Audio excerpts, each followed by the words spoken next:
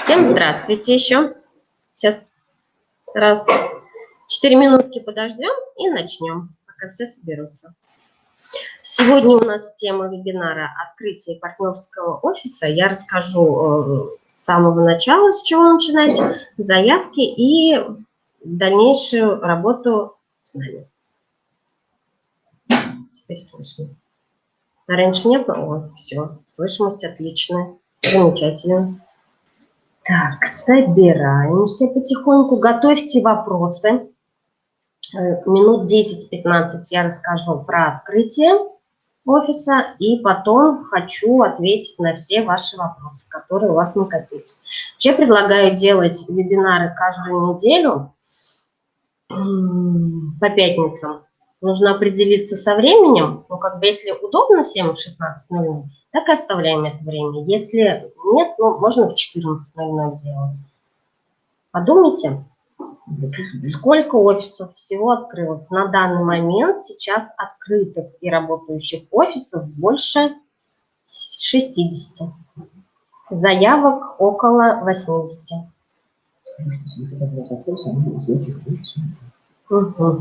Если хотите задавать вопросы, есть вкладочка у нас «Вопросы», задавайте их туда. Привет, Ильгиз. О, ты в Краснодаре. Супер. Удобно в 16:00. Ну все, тогда, мне кажется, нужно оставить это время.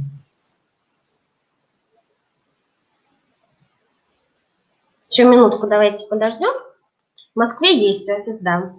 Работающий есть один у нас офис. Он опубликован у нас с номерами телефонов и с адресом в нашей ленте в Инстаграм. Посмотрите. Сколько офисов? У нас нет ограничений по количеству офисов. Здесь уже сами смотрите, как вам комфортно будет работать, например, если в маленьком городе у вас открыто 10 офисов. А вообще ограничений нет по количеству. Нет, в Ставрополе нет у нас офиса. И заявки пока тоже нет.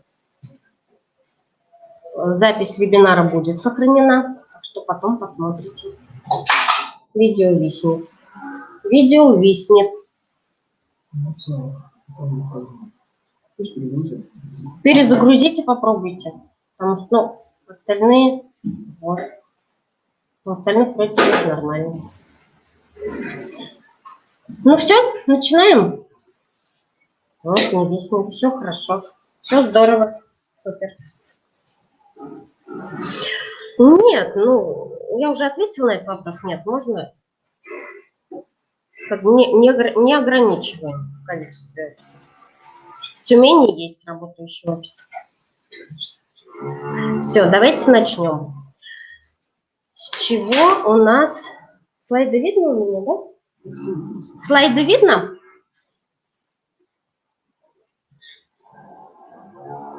Все, отлично. С чего нужно открывать офис? Во-первых, шаг первый – это нужно сделать заявку на открытие. Написать на мой номер телефона WhatsApp, либо в другом мессенджере город, фамилия, имя, отчество, адрес офиса, если уже известен, либо нет, контактный свой телефон и планируемую дату открытия. Либо уже работающий офис, либо когда планируете открыть. Следующий шаг – это идет составление сметы. Вы составляете смету на первые 2 месяца всех ваших расходов, которые вы предполагаете. Для чего нужна смета? Компания компенсирует 50% от всей сметы за первые 2 месяца. Сюда входит мебель, оргтехника, канцелярия, аренда, рекламная продукция, фирменная продукция, и так далее. Шаг третий. У нас идет обучение. Обучение по правильности заполнения договоров по программам ЗФЗ-35. Здесь конкретно берутся все договоры, которые мы заключаем, и технически рассказывается, где что нужно заполнять. То есть вот здесь желтеньким цветом все выделено, каждый договор. Заключается у нас по программам закрытия кредита 4 договора, по приобретению имущества заключается также 4 договора. Это у нас идет поручение по программе закрытия кредита.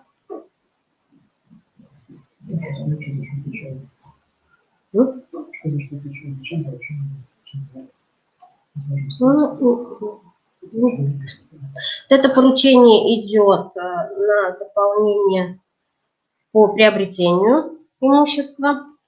Здесь уже конкретно, когда приобретается имущество, указаны реквизиты всех продавца.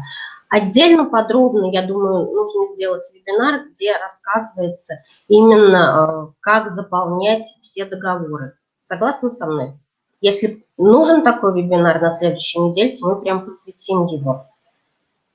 Да, вот тоже согласна с вами. Где уже подробно разберем, какие договоры заполняются, по какой программе, где какая циферка ставится, где что пишется.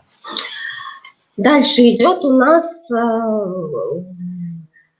агентское вознаграждение, которое у нас состоит...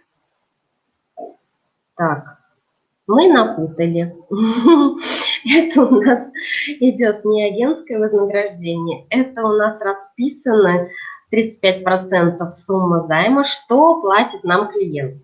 35% идет от стоимости поручения, то есть от общей задолженности, либо от стоимости имущества. 1% берется. А раньше у нас брали 1% за оформление документов только офисы. Головной офис наш не брался в Казани, не брали этот 1%. Сейчас мы тоже с 15 декабря берем с клиента это 1%. Это за услуги менеджера по формированию пакета документов. И 10 тысяч идет информационно-консультационные услуги. То есть это что нам клиент вносит. 1% офисы оставляют у себя сразу. Остальное перечисляется по реквизитам в компанию. В компанию идут 10 тысяч рублей. Постоянные инструкции, да, я согласна с вами, поэтому мы будем встречаться с вами каждую неделю. Открытие, шаг 4. Ну, собственно, открытие самого офиса. Вот у нас здесь представлен Екатеринбург. Да? Да. Шаг 5. Документооборот и отчетность с Финика. У нас вы мне пишете, будет запись, вы мне пишете почту, свою Gmail, и мы предоставляем в Google, на Google диске, Google таблицу, где ведете, каждый офис ведет свои данные по количеству договоров. То есть выбираете свой город и заполняете номер договора, дата перевода денег, фамилия, имя, отчество, какой это кредит, номер телефона клиента. Дальше идет сумма поручения, сумма займа. Высчитываете 1%, 5% это уже идут офисные, не офисные, идут вознаграждения агенту. И дальше 1%, который получает все деньги. Да, вчера сообщили, что 1% отправляется вам. Просто произошла такая ситуация, что выяснили, один офис не взял 1% с клиента. Поэтому у нас теперь будет работать служба качества контроля клиентов, которые будут обзванивать клиентов ваших с офисов и спрашивать, заключили ли вы с ними договор на 1%, как они вам оплачивали, спрашивайте качество вашей работы. Если такое, значит, будет повторяться, то мы с этим офисом расстанемся. Мы не будем с ними дальше работать. 1% остается у вас, и договор на 1% заполняется на ваше имя на имя директора офиса.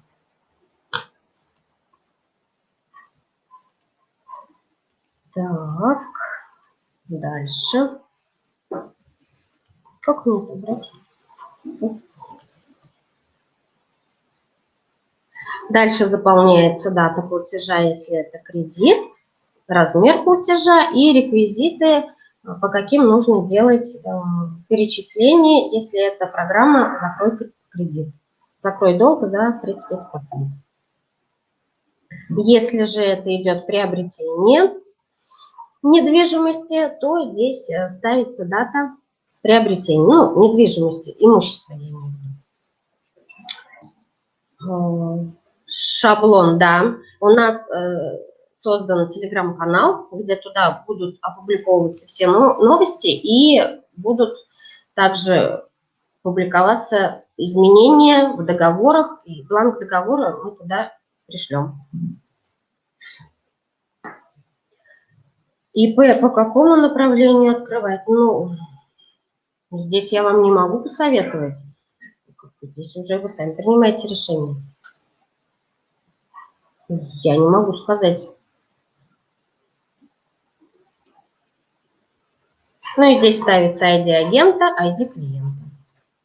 И каким образом была произведена оплата.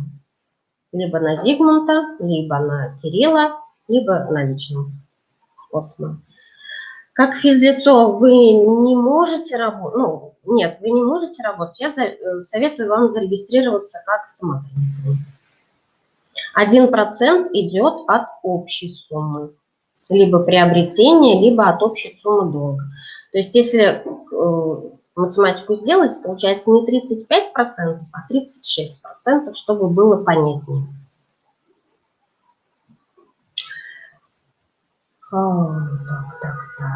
До 15 декабря каким образом вернут офисное? Вы знаете, мы ведем учет по всем таблицам, по всем офисам. Мы подсчитываем то, что ранее вы перечисляли этот 1%. Я правильно вас поняла?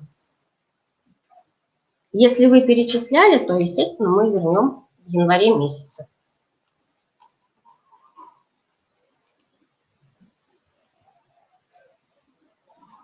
Ну, здесь вот пожелания наши сотрудники написали, которые следят за таблицей, что договоры оплачены желтым цветом, по авто зеленым, по недвижимости голубым.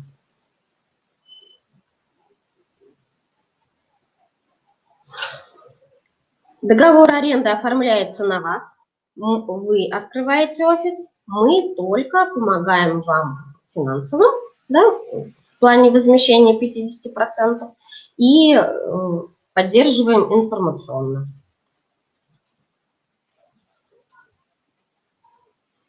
ID клиента, ну, вообще, да, он должен быть зарегистрирован в Финикак.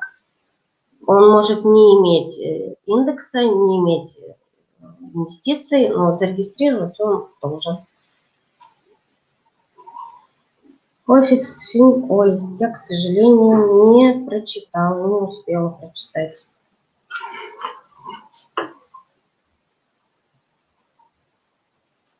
Офис с Финикой заключает агентский договор. Да, да, у нас заключается агентский договор. Бланк я также скину в телеграм-канал. Можете звонить мне. Номер телефона 905 181 1620. Зовут меня Екатерина.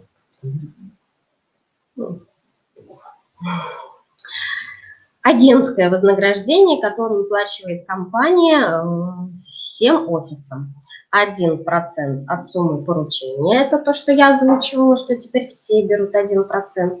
0,5% идет офисное вознаграждение от всего товарооборота, если в месяц было заключено не менее 3,5 миллионов договоров займа.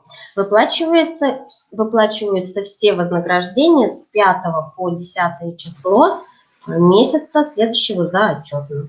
И третий пункт у нас вознаграждение идет кэшбэк 3% с оборота, который выплачивается через 4 месяца. То есть получается на 5-й месяц, с 5 по 10 число. Площадь офиса без разницы, какая будет площадь, то есть как вам удобнее, как вам комфортнее будет работать. Так, ну и все. Со слайдами у нас закончено. Давайте теперь будем отвечать на вопросы.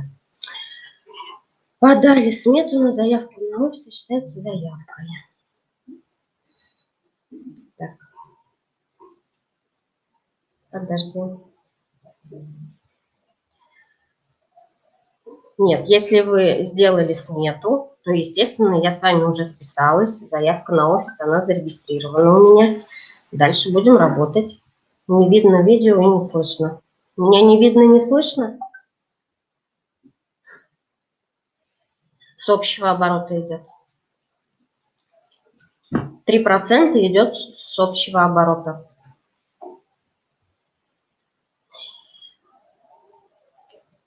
Нет, все хорошо. Меня видно, меня слышно.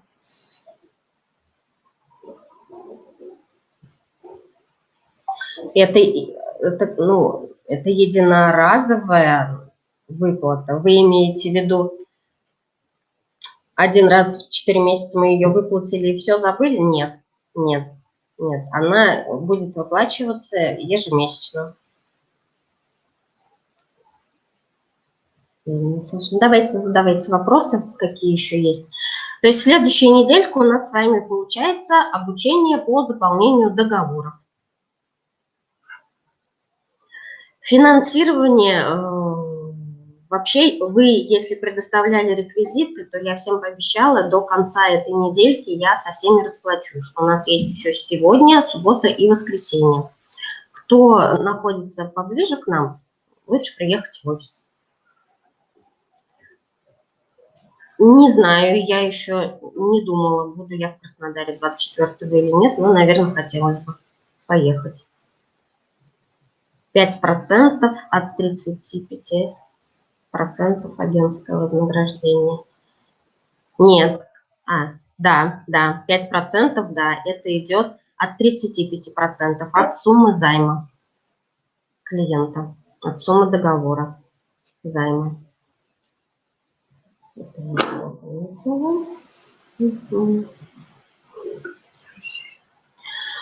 За границей.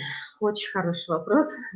У нас открывается в следующем году представительство в Казахстане со своим расчетным счетом, со своим юридическим лицом.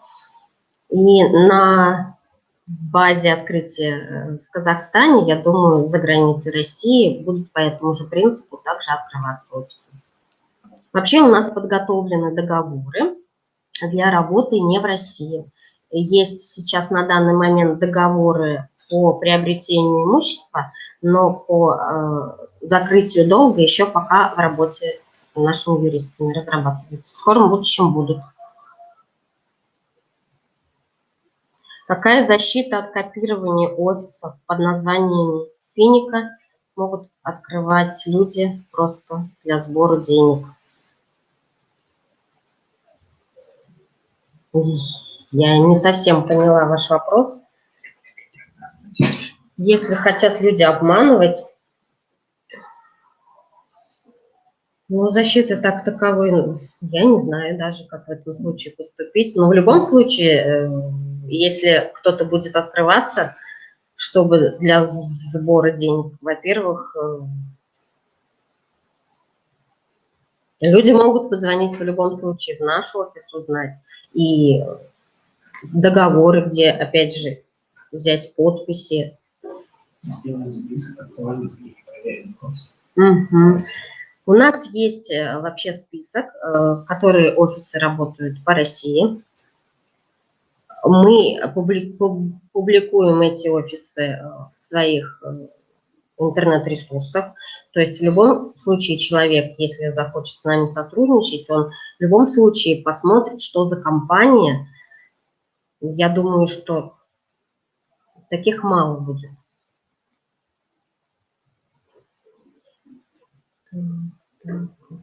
Приехать не сможем. Давайте, можно открыть.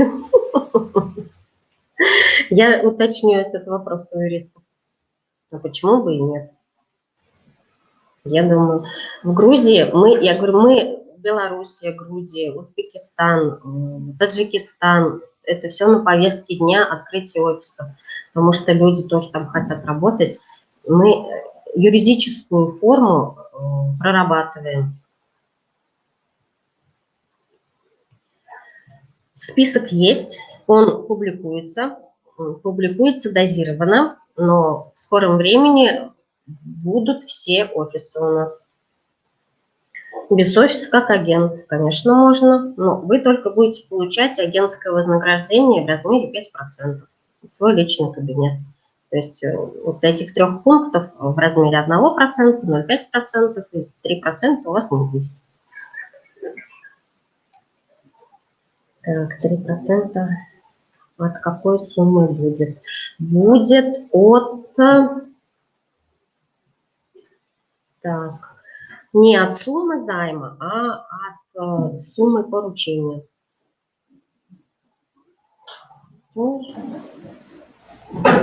Еще вопросы? Так. Официальные дилеры по авто на сайте производителя. Не совсем поняла я это.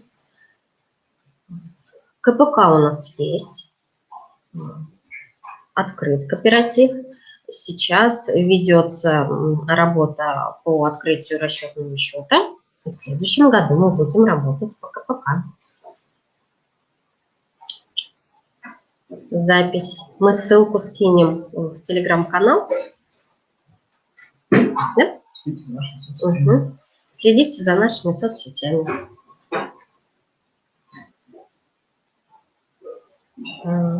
Сколько? Оформление сделок происходит только в офисах. Если частное лицо регистрирует под себя клиента, то как будет начисляться вознаграждение? Оформление сделок происходит только в офисах.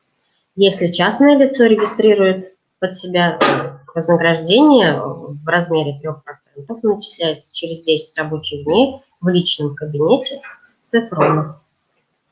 5%. Да, 5%. Нет, оплата за 2 месяца компании осуществляется не только за аренду, а все расходы, которые вы предусматриваете.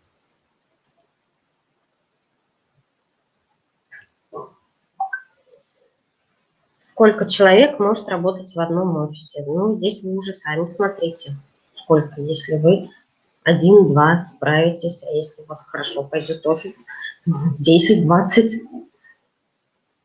Здесь как бы нет регламента никакого по количеству работающих человек в офисе. Сколько пайщиков в кооперативе? На этот вопрос точно пока ответить не могу. Будет информация, будет сайт кооператива, где там будет вся информация. Официально оформляются документы. Какие документы? Не совсем понятен вопрос. Будут домашний расход, домашний финансист работать будут эти программы, как только мы переедем на новую платформу.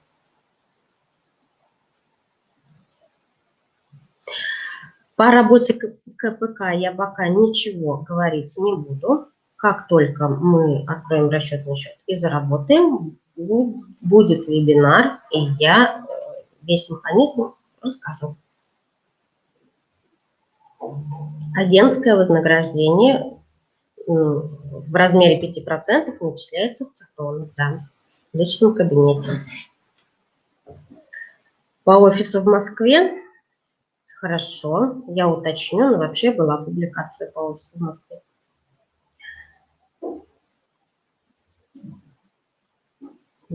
Сколько офисов может быть на один город? Здесь я уже отвечала, здесь в принципе у нас количеством не ограничено. В Казани у нас уже помимо нашего офиса открыто 3 офиса. Так, еще, знаете, очень важный момент, когда офисы заполняете договоры и отправляете на проверку на нашу общую почту ЗК-35, вы, пожалуйста, пишите в теме, что офис такой-то, город, договоры на проверку, либо договоры на почту, на подпись, чтобы ребята могли видеть конкретно с какого офиса и что с ними делать. Заполняете договоры вы сами, сотрудники наши проверяют 1, максимум 3 раза, дальше вы уже просто присылаете на проверку. Да, только 2 месяца финансируем, дальше партнеры работают сами.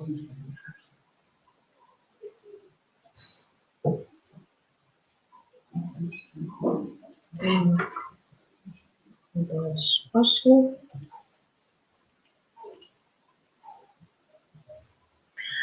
Ограничения в рекламе офиса. Единственное, мы не рекомендуем давать рекламу в СМИ.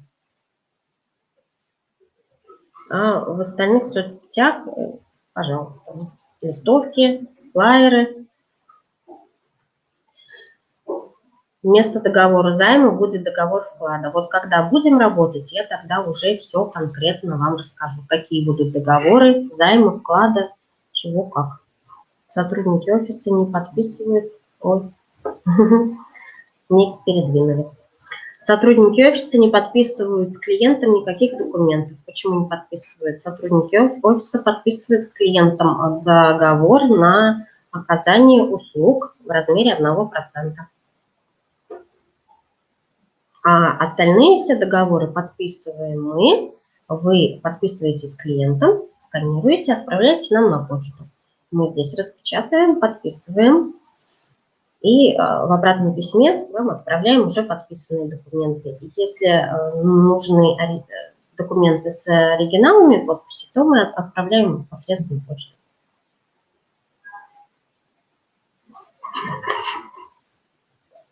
Как там дальше? Уже есть офис.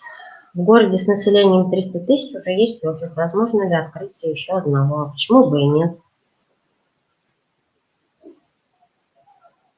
На какую почту присылать договоры? Вы знаете, я лучше напишу это в телеграм-канале, чтобы оно было сохранено у вас перед глазами. Радио. Я вам советую начать с флаеров, листовок и из соцсетей. Сделать какую-то красивую вывеску. В Краснодаре мы сделали светящийся баннер, который видят все мимо проходящие люди. Он очень круто. На сайтах Авито. Как вы относитесь к рекламе офисов на сайте Авито и прочих ресурсов? Почему бы и нет?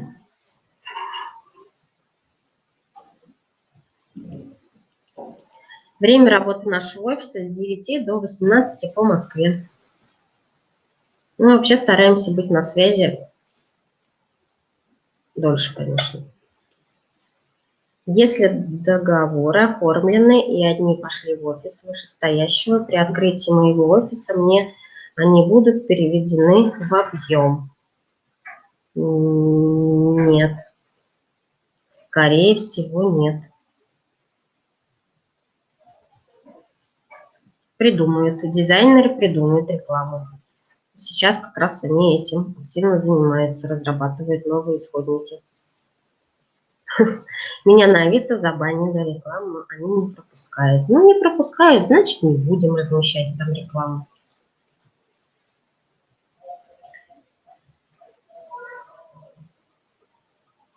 Что один мечты. Артем пишет моим, что 1% от суммы мечты. Как так? Я не совсем поняла этот вопрос. Название офиса должно быть Финика или Финика. Но вообще бренд у нас на английском языке. Сумма 31% идет не от 30%. 1% идет от суммы поручения. Грубо говоря, у нас 1 миллион стоит машина, да? 1 миллион задолженности по кредиту. 1% исчисляется от миллиона. Это 10 тысяч.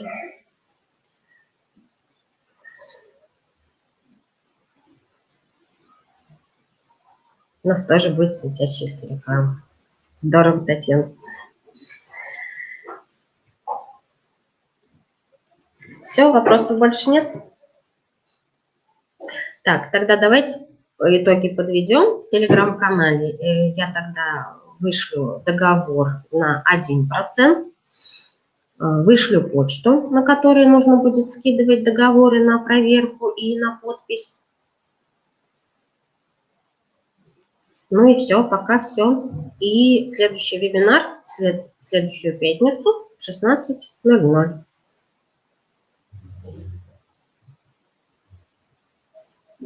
Вышлем обязательно и презентацию вышлем, вот то, что мы сейчас слайды смотрели, и ссылку на вебинар, где подчеркнуто желтым, да, там все примеры договоров, какие нужно заполнять. Сначала подписываем договор, а потом производим оплату. В принципе, можно так. Можно сначала произвести оплату. Здесь разницы нет. Если вы почитаете договор, там написано, что если в течение определенной даты не будут переведены деньги, то договор считается недействительным. То есть здесь как клиент. Ну, наверное, скорее всего, сначала подписываем. Зачем по пятницам? А когда? Понедельник день тяжелый. Ну, давайте по четвергам. Кому удобнее в четверг, кому удобнее в пятницу. Ну, вот здесь только по четвергам нет. Я предлагаю все-таки оставить по пятницам, 16:00. Все, отлично. Всем спасибо. Всего доброго. До свидания.